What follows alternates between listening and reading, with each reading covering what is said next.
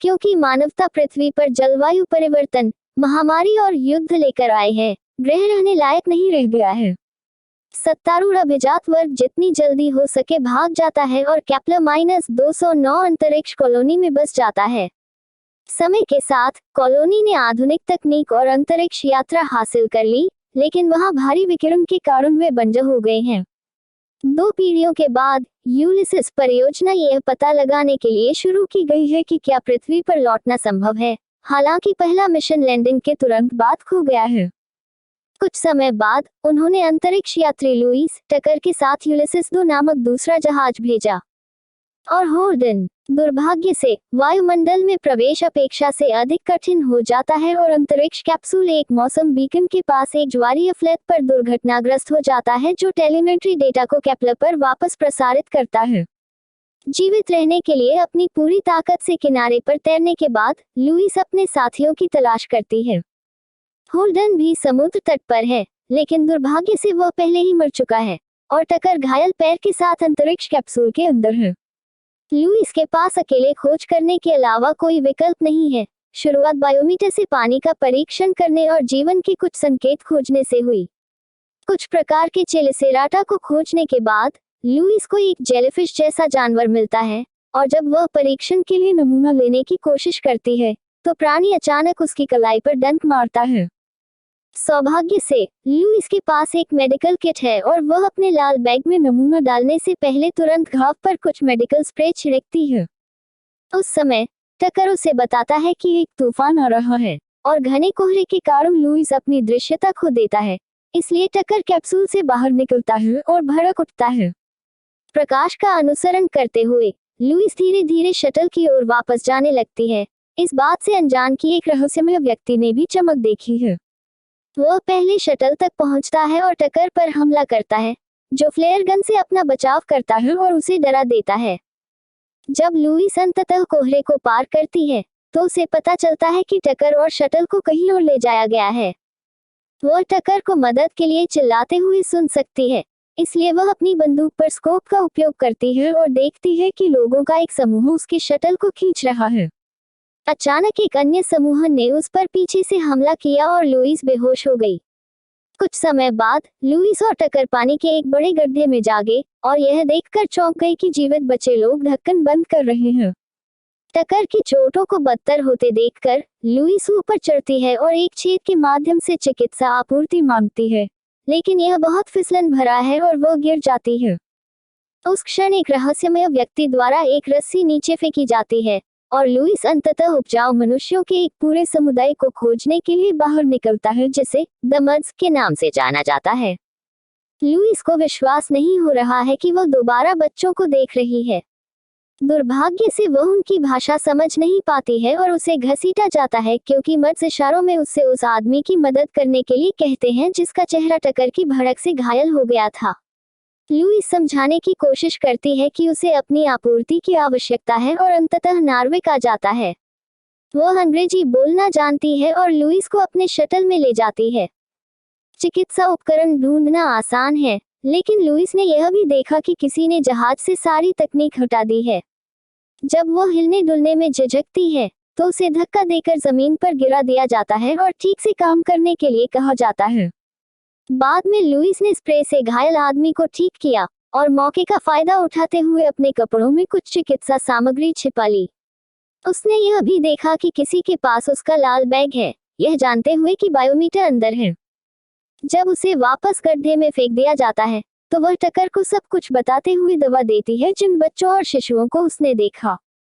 चूंकि उनका जहाज टूट गया है, उनका मानना है कि उन्हें बायोमीटर ढूंढना होगा और मदद के लिए कॉल करने के लिए इसका उपयोग करना होगा।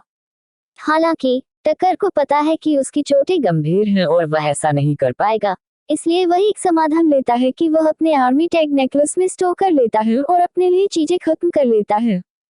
अब अकेलापन महसूस करते हुए लुईस अपने बचपन के बारे में सोचने लगती है। उनके पिता ब्लेक भी एक अंतरिक्ष यात्री थे और वह पहले मिशन में ही खो गए थे। जब वह बच्ची थी तो ब्लेक ने उसे एक माचिस दी जिसमें सामने 3 प्रसिद्ध अंतरिक्ष यात्री थे और उसे दिखाया कि उसके पास अपना एक माचिस है ताकि वे मेल खा सके।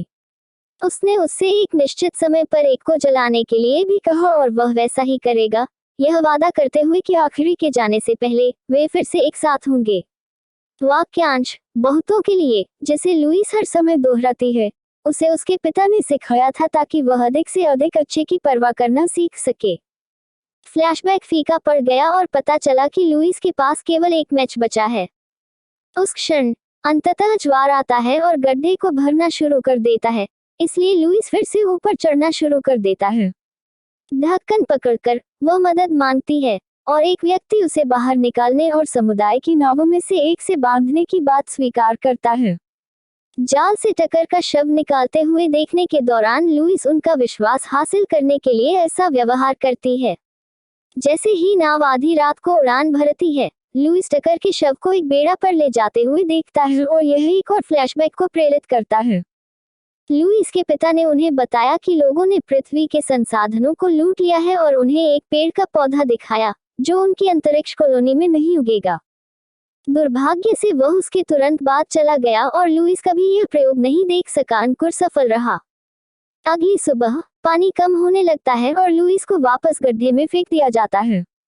अचानक उसके पास मेला नाम की एक लड़की आती है जो लुईस को अपना मेडिकल स्प्रे देती है।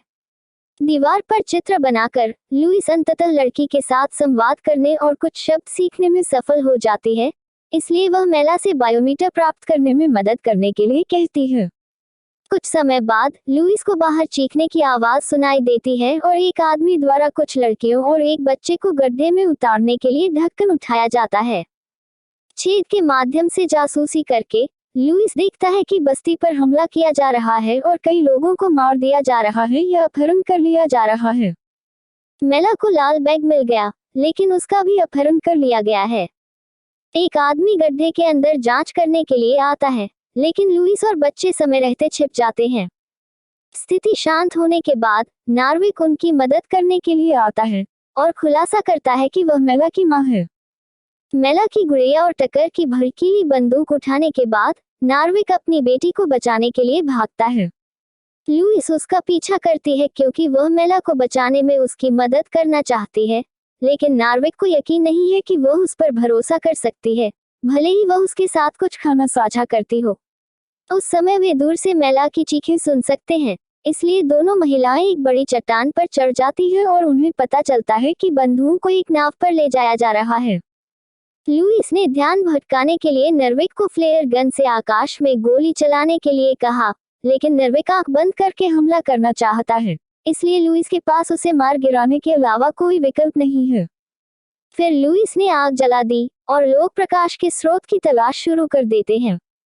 जब उनका ध्यान भटकता है, लुईस कोहरे की आड़ में पानी में कूद जाती है और वह तेजी से तैरकर नाव तक पहुंच जाती है। ऊपर चढ़ने के बाद अंततः उसे अपना लाल बैग जाल में मिला, लेकिन इससे पहले कि वह जा पाती, पुरुष भी उसमें आ जाते हैं। लुईस के पास मालिया और अन्य कैदियों के साथ छिपने के अलावा कोई विकल्प नहीं है।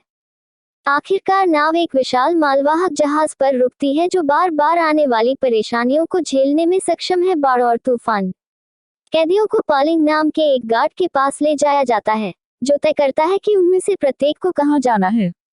लड़कों को काम पर भेज दिया जाता है जबकि मेला और अन्य लड़कियों को ले जाया जाता है। तब पॉलिंग को लाल बैग में लुईस की बंदूक मिलती है और मालिक की तलाश करते समय उसे पता चलता है कि लुईस स्थानीय नहीं है। पेलिंग उसे एक गलियारे से ले जाता है और उसकी तलाशी लेने के बाद उसे जहाज के नेता गिब्सन से मिलवाता है, जो यूलिसिस -1 का उत्तरजीवी निकला और लुईस को तब से याद करता है जब वह एक बच्ची थी। लुईस उसे बताती है कि उसके जहाज के साथ क्या हुआ और लापता बायोमीटर के बारे में, और बदले में गिब्सन ने उसे अपने समूह के मर्द के साथ पहली मुठभेड़ के बारे में बताया जब वे पहुंचे। ब्लेक का स्थानीय लोगों के साथ बहुत अच्छा व्यवहार था, लेकिन एक दिन उन्होंने अचानक विद्रोह कर दिया और संचार उपकरणों सहित यूलिसिस एक कैप्सूल को नष्ट कर दिया। इस प्रक्रिया में ब्लेक की मौत हो गई। जाहिर तौर पर ब्लेक के पास एक विशाल बांध बनाने और समुद्र को बिजली के रूप में उपयोग करने की योजना थी, इसलिए गिब्सन ने लुईस के साथ कॉलोनी के लोगों को पृथ्वी पर वापस लाने की संभावनाओं पर चर्चा की। उनकी बातचीत गिब्सन के दत्तक पुत्र नील द्वारा बाधित होती है, जो लुईस को एक ओरिगेमी अंतरिक्ष यान उपहार में देता है। लुइस को दिखावा करने के लिए जगह का दौरा कराने के बाद गिब्सन लुइस को एक केबिन में ले जाता है जहां वह भी रुक सकती है। वह तुरंत बिस्तर पर जाती है और अपने पिता के साथ विज्ञान के और पाठों को याद करते हुए अपने डेस्क से निपटने की कोशिश करती है। अगली सुबह स्नान के बाद लुइस को अपने पैरों के बीच खून दिखाई देता है और उसे पता चलता है कि वह उपजाऊ है, इसलिए वह यहाँ प्रजनन कर सकती है। इसके बाद उसे मर्ज की बेटियों से भरी कक्षा में ले जाया गया, जिसमें मेला भी शामिल है, जो बहुत खुश नहीं दिखती। गिब्सन उन्हें शिक्षित कर रहा है और जब वे एक गीत साझा करते हैं तो वह उन्हें लुइस से अंतरिक्ष कॉलोनी के बारे में सभी प्रकार के प्रश्न पूछने का मौका देता है। एक बार कक्षा समाप्त होने के बाद लुइस टहलने जाता है और नील को पाता है, जो दूसरों के साथ शामिल होने के बजाय निजी पाठ लेता है। वह लुइस को पसंद करता है क्योंकि वह अंतरिक्ष यात्रियों से प्यार करता है, और जब वह उसे गणित के होमवर्क में मदद करती है तो वह उसे एक रहस्य दिखाता है जो पर्दे के पीछे छिपा रहता है। यह एक जार में उगने वाला एक छोटा पेड़ है। प्रयोग को पहचानते हुए लुइस ने नील से पूछा कि उसने ऐसा करना कैसे सीखा, और उसने जवाब दिया कि इंजन कक्ष के बगल में एक केबिन में एक अजीब आदमी रहता है। लुइस चाहता है कि नील उसे वहां ले जाए, लेकिन उसे उस आदमी से बिल्कुल भी बात नहीं करनी चाहिए और मना कर देना चाहिए। एक दरवाजे से जहाज का नक्शा लेने के बाद लुइस तेजी से उस आदमी के केबिन की ओर जाती है, जहां उसे पता चलता है कि उसके पिता जीवित हैं और इस समय उन्हें बंद कर दिया गया है। उस समय गिब्सन प्रकट होता है और यह समझाकर अपने झूठ को सही ठहराना शुरू कर देता है कि ब्लेक ने वास्तव में विद्रोह का नेतृत्व किया क्योंकि उसने एक मर्द महिला के प्यार में पड़ने के बाद मर्ज का पक्ष लिया था। फिर आखिरकार लुइस को अंदर जाने की अनुमति मिल गई और वो 15 साल बाद अपने पिता से फिर मिली। वह निराश है कि उसके पिता ने मिशन के साथ विश्वासघात किया और अपनी बेटी को छोड़ दिया, लेकिन ब्लेक ने समझाया कि कैप्लन निवासियों को कभी भी पृथ्वी पर नहीं लौटना चाहिए और कहा कि उन्हें गलतियां रोकनी होंगी। आहत होकर लुइस कमरे से बाहर भाग जाता है। बाद में जब ज्वार अधिक होता है, लुइस को अंततः मौसम स्टेशन देखने को मिलता है जहां वे कैप्लर से संपर्क करने के लिए बायोमीटर को कनेक्ट कर सकते हैं। वह गिब्सन को यह बताने का फैसला करती है कि वह उपजाऊ है, इसलिए वह सबूत हो सकती है जिसकी उन्हें जरूरत है, और गिब्सन बायोमीटर खोजने का वादा करता है। फिर लुइस को रात के खाने पर आमंत्रित किया जाता है और नील की मां मूने लुइस को बताती है कि जब वह बच्चे को जन्म दे रही थी तो गिब्सन ने उसे कैसे पाया और नील को मरने से बचाया क्योंकि वह उसके गले में गर्भनाल के साथ पैदा हुआ था। उस दिन वे जुड़े और गिब्सन ने उन्हें अपने परिवार के रूप में अपनाया। अचानक बिजली बंद हो जाती है और पॉलिंग गिब्सन को सूचित करता है कि एक घुसपैठिए ने गार्ड को बाहर निकाल लिया है पावर बॉक्स तक पहुंचने के लिए। गिब्सन तुरंत बंदूक लेकर जाने से पहले सभी को अपने कमरे में छिपने का आदेश देता है। लुइस अपने केबिन में लौटने के लिए एक गलियारे का सहारा लेती है, लेकिन तभी घुसपैठिए द्वारा उसे पकड़ लिया जाता है, जो लुइस के गले पर चाकू रखता है और उसे चोट पहुंचाता है। तब पता चला कि घुसपैठिया नार्विक है, जो अपनी बेटी की तलाश कर रहा है। लुइस नार्विक को मेला से मिलने ले जाता है, लेकिन जैसे ही वे लड़कियों के कमरे में प्रवेश करते हैं, वे अचानक गार्डों से घिर जाते हैं। महिलाएं उनसे लड़ने की कोशिश करती हैं जबकि मेला अपनी मां के लिए चिल्लाती है, लेकिन पॉलिंग आती है और किसी तरह उसका नाम जानकर नार्विक को लात मार देती है। फिर पॉलिंग ने अपने आदमियों को नार्विक को ले जाने का आदेश दिया, लेकिन जाने से पहले उसने लुइस से फुसफुसाया कि वे केवल लड़कियों को ले जाते हैं, और गलती से मेला की गुड़िया गिर जाती है। बाद में सत्ता वापस आती है और मूनी लुइस के घाव का इलाज करती है क्योंकि वह रहस्यमय ढंग से कहती है कि उसके पास उसकी आंखें हैं। लुइस दीवार पर लगे पोस्टरों को देखता है और देखता है कि वे सभी लड़कियों और गर्भधारण की तस्वीरें हैं। उस समय गिब्सन उसकी जांच करने के लिए आता है और लुइस को बताता है कि नार्विक उन रक्षकों में से एक था जो विद्रोह के दौरान उसके खिलाफ हो गया था। वे स्थिति पर चर्चा करते हैं और अंततः लुइस को पता चलता है कि लड़कियों को गिब्सन की भविष्य की प्रजनन योजनाओं के लिए बंदी बनाया जा रहा है। लुइस निराश है, लेकिन गिरफ्तार होने से बचने के लिए गिब्सन का सहयोगी होने का नाटक करता है। अचानक पॉलिंग लाल बैग के साथ आता है, लेकिन जब गिब्सन उसे खोलता है तो बायोमीटर अंदर नहीं होता है। वह लुइस को भेज देता है और पॉलिंग से कहता है कि वह अपने बेटे के पास जाने से पहले उस पर नजर रखे, जो उसे मिली एक गुड़िया दिखाता है। गिब्सन ने तब देखा कि बायोमीटर गुड़िया के अंदर है। जब वह अपने कमरे में लौटती है तो लुइस को एक शोर सुनाई देता है और मेला को अपनी कोठरी में छिपा हुआ पाता है। लेकिन पेलिंग अचानक उसके दरवाजे पर दस्तक देता है और जबरदस्ती अंदर घुस जाता है क्योंकि उसने सुना है कि एक बच्चा गायब है। वो तेजी से इधर उधर देखता है और उसे मेला नहीं मिलती, लेकिन जाने के बजाय वह मारना शुरू कर देता है लुइस पर, उसे ठुकराने की परवाह न करते हुए। कुछ संघर्ष के बाद वह उसे दीवार के खिलाफ धकेल देता है, लेकिन इससे पहले कि वह उसका फायदा उठा पाता, उसे कोठरी से एक आवाज सुनाई देती है। पेलिंग जांच करने के लिए आगे बढ़ता है, लेकिन लुइस उसके पास पहुंचती है और चुंबन से उसका ध्यान भटकाती है। अचानक पेलिंग कांपने लगती है और जमीन पर गिरकर मर जाती है क्योंकि लुइस ने अपने आर्मी टैगहार से जहर का कैप्सूल उसके मुंह में डाल दिया था। बाद में लुइस ने पेलिंग का हथियार ले लिया और मेला के साथ मिलकर जहाज के चारों ओर छिपना शुरू कर दिया। जब उनका सामना एक गार्ड से होता है तो मेला उसका ध्यान भटका देती है और लुइस उसे पीछे से गिरा देता है। फिर वे उस कोठरी में पहुंचते हैं जहां वे सभी कैदियों को रखते हैं जिन्हें वे कार्यदास के रूप में उपयोग करते हैं। नार्विक भी वहां है और दूसरों के साथ भागने से पहले लुइस उसे गार्ड का हथियार देता है। जबकि कैदी लड़कियों को बचाते हैं, लुइस ब्लेक को खोजने जाती है, जो उसे खिड़की पर कुछ दिखाता है। यह पता चलता है कि गिब्सन नील और मूने के साथ मौसम स्टेशन जा रहा है, जो अजीब है क्योंकि वह कभी भी जहाज नहीं छोड़ता है। तब लुइस की नजर उस गुड़िया पर पड़ती है जो नील ने ब्लेक को उपहार में दी थी और उसे एहसास हुआ कि गिब्सन के पास बायोमीटर है। वह समझ नहीं पा रही है कि गिब्सन उसके बिना क्या सबूत भेजेगा, और ब्लेक ने खुलासा किया कि नील मिट्टी नहीं है।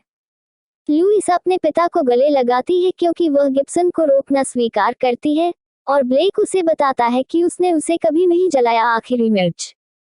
इस बीच गार्डों की गोलियों से बचते हुए मर्द जहाज से भाग जाते हैं। लुइस उनके साथ शामिल हो जाता है और समूह के बाहर खुले में भाग जाने से पहले कुछ लोगों को गोली मार देता है। जहां और भी बहुत कुछ होता है, गार्ड उनमें से कुछ को मारने का मौका लेते हैं। लुइस किसी भी गार्ड को गोली मार देता है जो बहुत करीब आता है और मौसम स्टेशन पर तैरने के लिए पानी में उतरने से पहले समूह को नाव तक पहुंचने में मदद करता है। गिब्सन ने नील का खून ले लिया है और संदेश भेजने वाला है, लेकिन लुइस ने खुद ही खुलासा कर दिया और उसे अपने हथियार से धमकाती है। गिब्सन ने नील पर अपनी बंदूक तानकर जवाब दिया और खुलासा किया कि वह ब्लेक का बेटा है और इसलिए उसका सौतेला भाई है। मूने अपने बेटे का बचाव करने की कोशिश करती है, लेकिन गिब्सन उसके सिर में गोली मार देता है। लुइस ने नील को उसी भाग्य से बचाने के लिए अपना हथियार नीचे कर दिया और गिब्सन तुरंत बायोमीटर का उपयोग करके केपलर को डेटा भेजता है। चूंकि उसका ध्यान भटक गया है, लुइस मौके का फायदा उठाकर उससे पानी में उतर जाती है। फिर वह गिब्सन का गला घोंट देती है और उसे डुबा देती है। इस प्रक्रिया में वह लगभग डूब ही जाती है। सौभाग्य से नार्विक उसे बचा लेता है और सीपीआर के साथ उसे पुनर्जीवित करने में सफल हो जाता है। लुइस और ब्लेक मर्ज में फिर से शामिल हो गए और वे सभी एक टगबोट में निकल पड़े।